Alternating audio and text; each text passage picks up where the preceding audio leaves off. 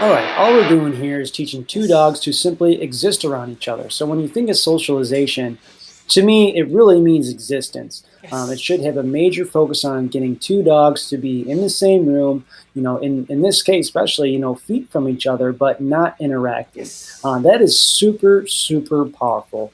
And if you look at other dogs, or maybe it's your dog, they're Yes. probably doing one of two things. One is which they're aggressively barking, pulling, lunging, seeing other dogs as a threat, um, that end of the spectrum. Or people Yes. teach their dog that every single dog, person, place, or thing is their best friend. And so they're lunging and pulling, but, in a happy manner, um, because they want to play. They want to do all this kind of stuff with other dogs. And so if you can simply teach your dog to be in the same room, a couple feet from each other, you obviously start out at a larger distance and work your way in. And in this case, there's not much movement involved, but you can start off with walking, getting two people to walk their dogs far away and getting them closer. But existence training is the key. And so all we're doing here is Yes. marking and rewarding and giving the dog some food rewards here.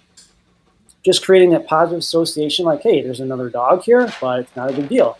If you, one, stay calm, pay attention to me, good things are going to happen.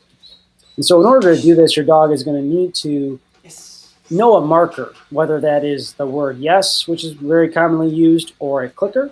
But either way, dogs make that simple association that the marker means something good is Yes. going to happen.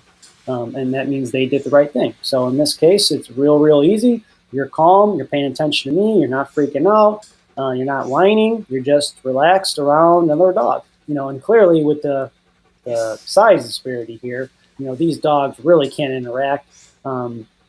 Just be, for safety reasons, you wouldn't want something bad to happen. And so this would be the first step. So Yes. obviously using the crates for extra safety, but we're conditioning, and time again, it's proven that when you are conditioned and when you are reinforced to do something, you're gonna do it more and more, whether you're a human or a dog. So we're Yes. teaching the dog exist around each other. Good things are gonna happen. And this is also huge when you think about your dog paying attention to you. And so I've talked about things like the pay attention to the game. This is really the same thing, but with another distraction, right? And particularly another dog. And then you can do this with other people. You can do this with Yes. horses. You can do this with anything really. Pay attention to me. Be calm. Good things are going to happen.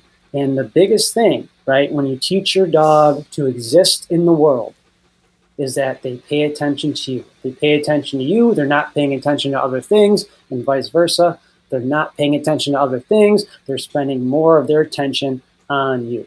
And that's super, super important. That's a huge prerequisite to do anything. And that's why dog training is 24/7. It never stops. Yes. So many people want to focus on obedience training, or they want to focus on specific issues with their dog, but they lack this foundation. Their dog is alerting and aware of everything going on as opposed to just paying attention to them. So when you establish the foundation, a lot of things fall into place, and this is a great example.